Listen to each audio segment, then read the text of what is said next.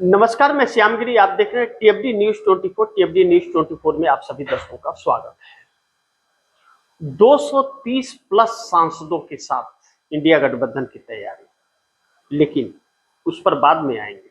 पहले बिहार से बड़ी खबर, जो बड़ी चौंकाने वाली अब आने वाली है।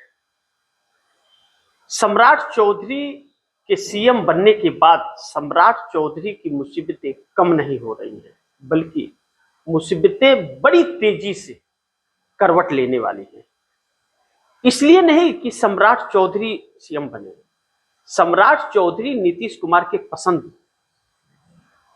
से बने हैं, लेकिन सम्राट चौधरी को लेकर के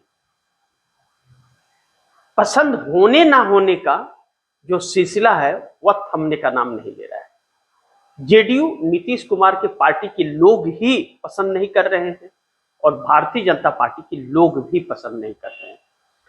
और सम्राट चौधरी इस वक्त एक अच्छे सीएम साबित भी हो रहे हैं, यह नहीं कि वह गलत साबित हो रहे, अच्छे सीएम साबित हो रहे हैं। इसीलिए उनकी चुनौतियां बढ़ती जा रही हैं। अब सम्राट चौधरी सीएम बन गए हैं, कैबिनेट विस्तार होना है, लेकिन उसके पहले सम्राट चौधरी को 24 अप्रैल को उन्हें अपना विश्वास मत हासिल करना है। उसके बाद कैबिनेट विस्तार जो होगा वह 1 मई के बाद ही होगा, उसके पहले नहीं, क्योंकि पश्चिम बंगाल चुनाव समाप्त होने के बाद। अब ऐसे में सम्राट चौधरी के लिए विजय सिन्हा भी कहीं ना कहीं चुनौती बनने वाले हैं, क्योंकि विजय सिन्हा से सीएम बनने के बाद सम्राट चौधरी गए मिलने, लेकिन मिले भी, लेकिन विजय सिन्हा नाखुश लग रहे हैं। लेकिन साथ ही साथ भारतीय जनता पार्टी के और नेताओं के अंदर भी सम्राट चौधरी को लेकर के नाराजगी है कि हम इतने दिनों से पार्टी का डंडा और झंडा संभाल रहे हैं और सम्राट चौधरी मंत्री बन गए, वो भी सीएम। लेकिन दूसरी तरफ जिसके समर्थन से बने हैं नीतीश कुमार तो अचानक ही पलट गए। नीतीश कुमार राज्यसभा सांसद बनने के बाद, राज्यसभा सांसद का शपथ लेने के बाद सीएम की कुर्सी से 15 अप्रैल को उन्होंने इस्तीफा दिया। 14 अप्रैल को इस्तीफा दिया। 15 अप्रैल को सम्राट चौधरी सीएम बन गए। और जब नीतीश कुमार इस्तीफा दिए तो खेल बिगड़ने लगा। जेडीयू के लोगों में बगावत से हो गई सम्राट चौधरी को लेकर के, उसके पहले भी बगावत था। अब निशांत कुमार नीतीश कुमार के बेटे ने समझौता न करने की बात कह दी और सरकार में शामिल होने से इनकार कर दिया।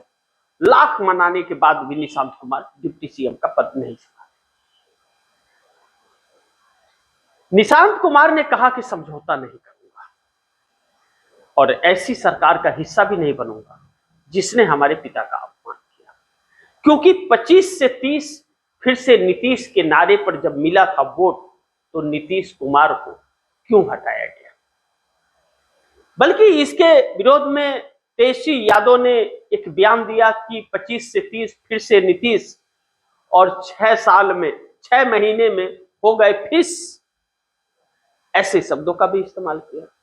लेकिन नीतीश कुमार को एग्जिट कर दिया गया। भारतीय जनता पार्टी की सोची समझी एक रणनीति थी। नीतीश कुमार के 4 सूत्रीय मांगों को भी नहीं माना गया।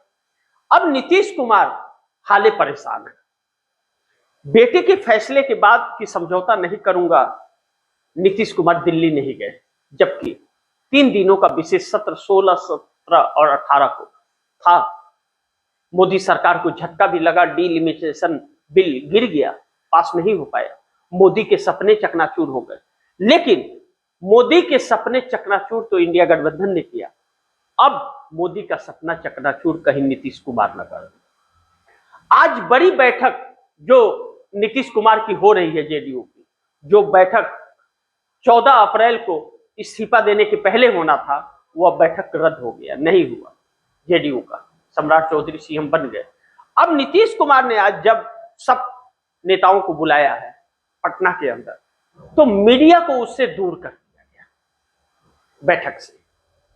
बैठक में शामिल नहीं होने दिया गया मीडिया को, और मीडिया को दूर रखा गया कि मीडिया नहीं रहेगा इस बैठक में, यानी कि फैसले कुछ बहुत बड़े होने वाले हैं। और नीतीश कुमार के बेटे निशांत कुमार ने कल बयान दिया, जब पत्रकारों ने सवाल पूछा कि बैठक होगा, समझौता होगा, तो उन्होंने कहा कोई समझौता नहीं होगा। किससे? भाजपा से। ऐसे में क्या सरकार बचेगी या सरकार चली जाएगी, यह अहम सवाल है। क्योंकि बैठक 85 एमएलए और 12 सांसदों का के साथ, और प्रवक्ताओं और महासचिव और प्रदेश अध्यक्षों के साथ होता है।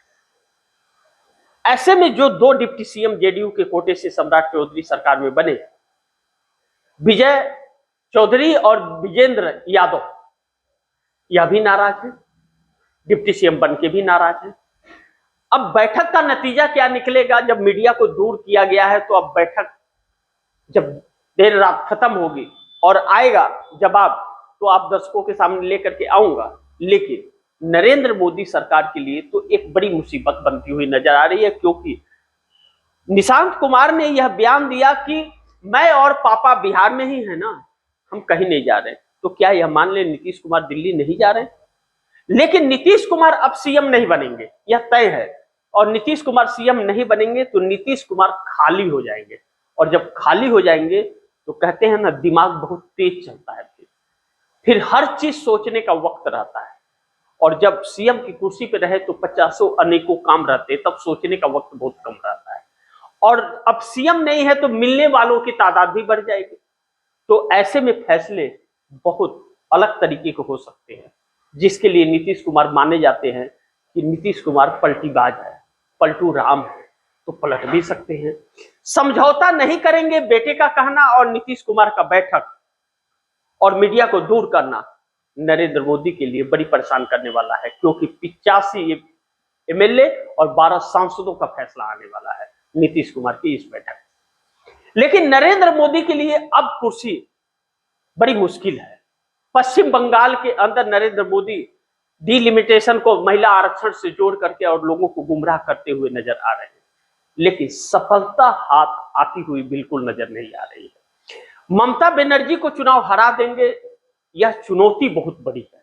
नरेंद्र मोदी को अपनी साख बचाने के लिए पश्चिम बंगाल जरूरी है, और ममता बनर्जी को जो चुनौती दे रही हैं, अपने पार्टी का वजूद बचाने के लिए पश्चिम बंगाल जरूरी है।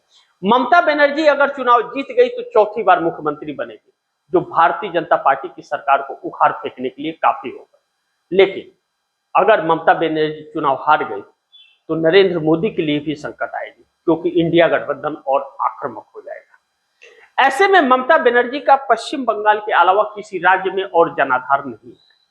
इसको लेकर के ममता बनर्जी अपना पूरी ताकत लगा रही है। लेकिन आईपैक जो उनकी रणनीतिकार, चुनावी रणनीतिकार था, वह बीच में रास्ते छोड़ दिया। उसे ईडी ने गिरफ्तार कर लिया और पूरी टीम को तत्काल में काम बंद करने का आदेश हुआ।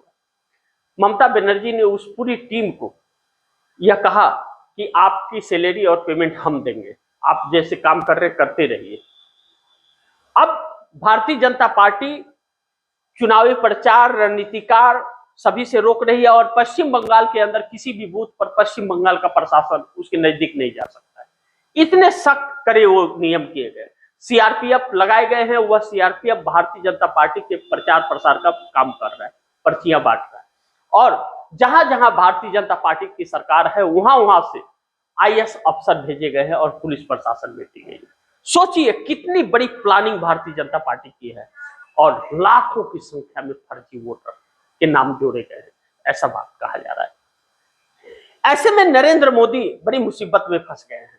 एक तरफ विपक्ष हमलावर है, डिलिमिटेशन बिल पास नहीं हो पाया, सरकार जानती थी नहीं पास होगा, पहले ही विपक्ष ने कह दिया था। लेकिन महिला आरक्षण बिल के नाम पर ला करके और इसे देश को गुमराह करने का कार्य किया, लेकिन यहीं पे सरकार अब फंस गई। अब इस डिलिमिटेशन बिल के वजह से बिल भी गिरा और चंद्रबाबू नायडू बहुत बुरी तरह से फंस गए।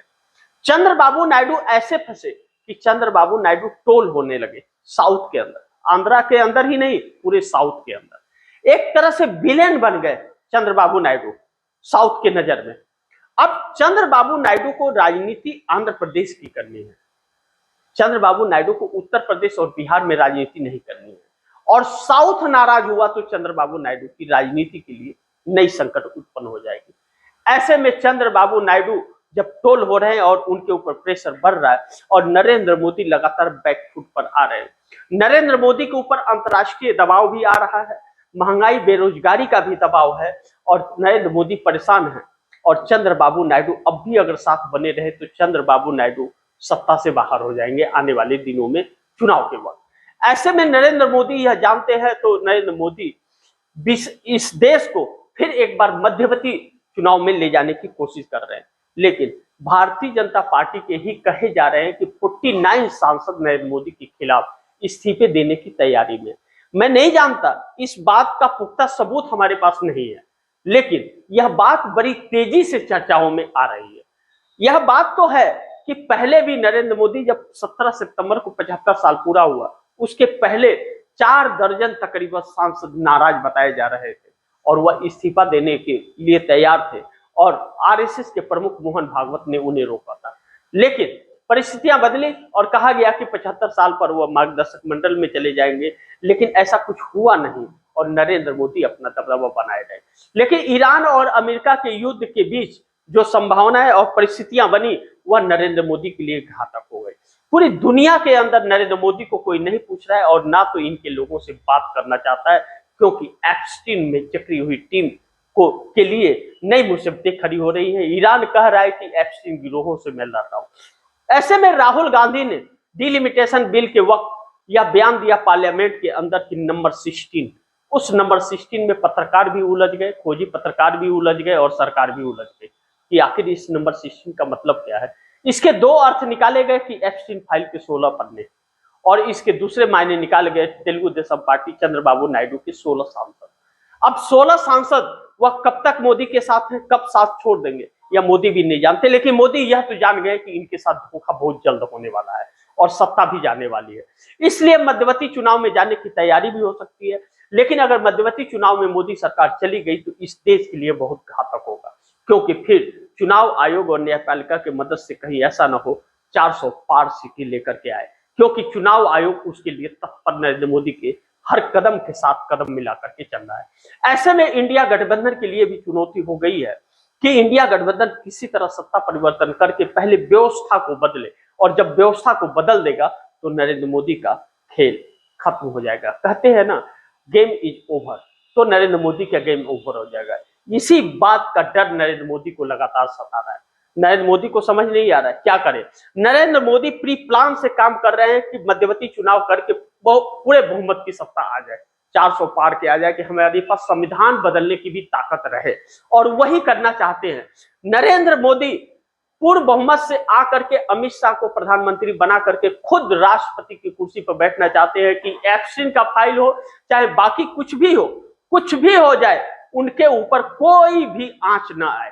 इसीलिए मध्यवर्ती चुनाव, और मध्यवर्ती चुनाव हुआ तो चंद्रबाबू नायडू के लिए भी मुसीबत होगी, नीतीश कुमार के लिए भी मुसीबत होगी और इंडिया गठबंधन के लिए भी मुसीबत होगी, क्योंकि नरेंद्र मोदी फिर 400 के पार जाएंगे। ऐसे में इंडिया गठबंधन के 230 प्लस सांसदों ने महाभियोग की फिर से एक बार तैयारी सीईसी ज्ञानेश कुमार के खिलाफ कर दिया, लेकिन नरेंद्र मोदी के खिलाफ भी एक बार फिर से अविश्वास प्रस्ताव लाने की एक बड़ी तैयारी में इंडिया गठबंधन जुट गया है, जिसमें नीतीश कुमार के आज की बैठक से जोड़ा भी जा रहा है कि नीतीश कुमार का आज का अगर फैसला हो गया, जैसा निशांत कुमार ने कहा कि समझौता नहीं करेंगे, तो नरेंद्र मोदी कुर्सी से उखाड़ करके फेंक दिए जाएंगे। देखते हैं आगे क्या होता है। जो भी होगा खबरें आप दर्शकों तक लाते रहूंगा। आप दर्शकों की क्या राय है, क्या सुझाव है, कमेंट बॉक्स में जरूर दीजिएगा। इस खबर को ज्यादा से ज्यादा शेयर कीजिएगा, अपने दोस्तों को भी कहिएगा आगे शेयर करें। और आपने टीएफडी न्यूज 24 को सब्सक्राइब नहीं किया तो टीएफडी न्यूज 24 को सब्सक्राइब जरूर कीजिएगा, अपने दोस्तों से भी करवाइएगा। मिलते हैं अगली खबर के साथ, तब तक के लिए नमस्कार।